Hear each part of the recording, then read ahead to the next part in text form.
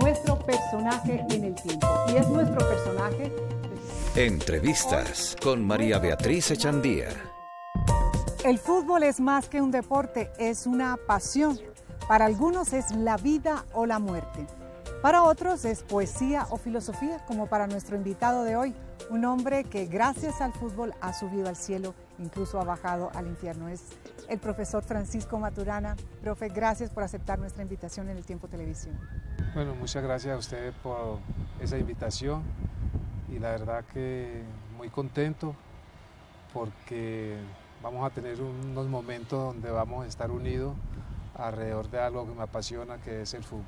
Profesor Maturana, usted inició todo este camino como jugador antes de ser técnico. Sin embargo, cuando usted empezó siendo un niño en su casa no le gustaba mucho que usted jugara fútbol, ¿no? Bueno, eran unos tiempos donde mandaban los padres y obedecíamos los hijos. La verdad que mi papá, mi mamá tenía muy clarito cuál era mi futuro y mi futuro pasaba por estudiar, por ser un profesional. Pero no es que uno elija el fútbol, sino que el fútbol es que te elige a vos. Tú vas a un jardín y hay niños de 3, 4 años y tú miras uno y te das cuenta de la facilidad con que hace los movimientos, la coordinación. O sea que ese lo eligió el fútbol. Y hay otros que el papá puede buscar el mejor entrenador, los guayos de Messi, y se da cuenta uno que no va a ser jugador de fútbol. Entonces yo creo que yo tenía cosas para jugar fútbol, que el fútbol me había elegido, pero tenía unos padres que me habían direccionado. Y lo primero fueron mis estudios. ¿Usted es odontólogo? Mi universidad, sí. Y después el fútbol era una opción para los tiempos libres.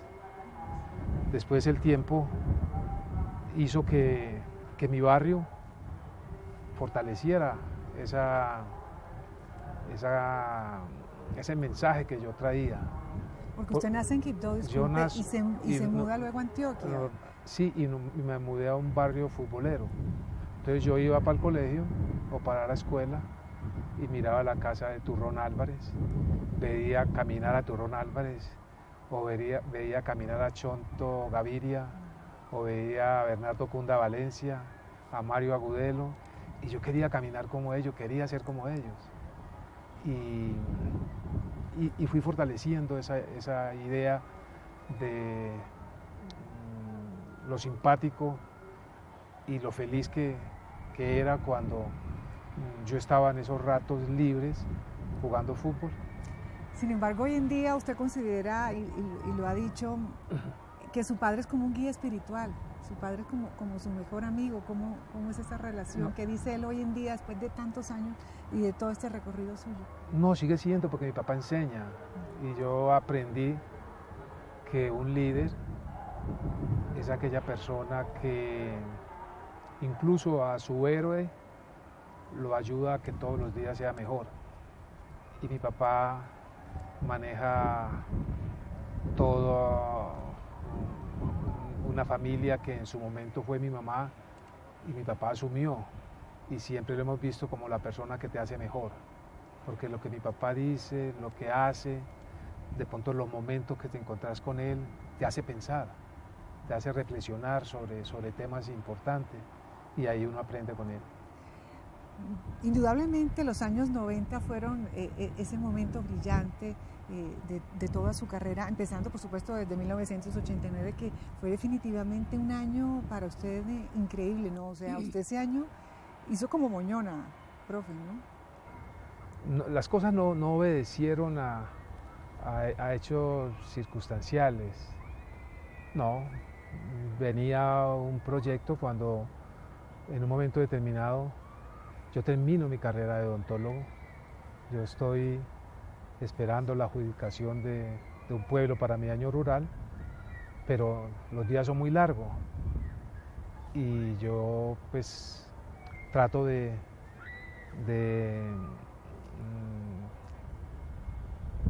gastarlos, entre comillas, en el fútbol, que es una opción sana. Entonces ya empiezo a entrenar oficialmente con Nacional, porque yo desde los 11 años juego en las divisiones inferiores de Nacional. Incluso llego a ser jugador de la selección Antioquia. Y mucha gente, muchos críticos decían que yo tenía que jugar fútbol profesional, que por qué no jugaba, pero no sabían que yo estaba dedicado a mis estudios y que no entrenaba las veces que tenía que entrenar un profesional. Entonces ese espacio, mientras aparece Rural, yo voy y entreno con Nacional. Y ahí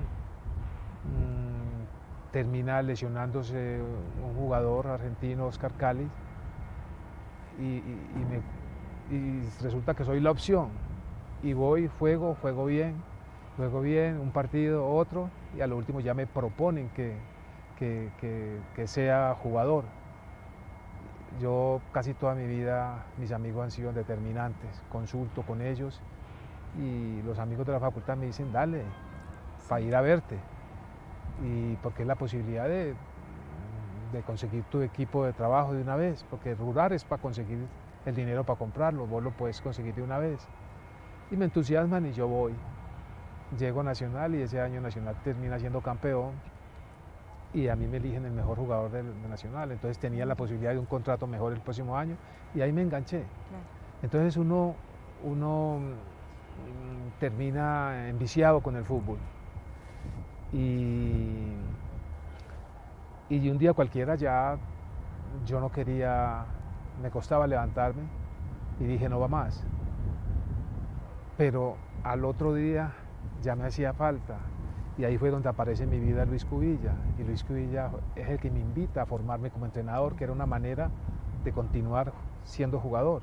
Y le trae manuales de todos los mejores entrenadores del mundo. Y me lleva porque justo el entrenador el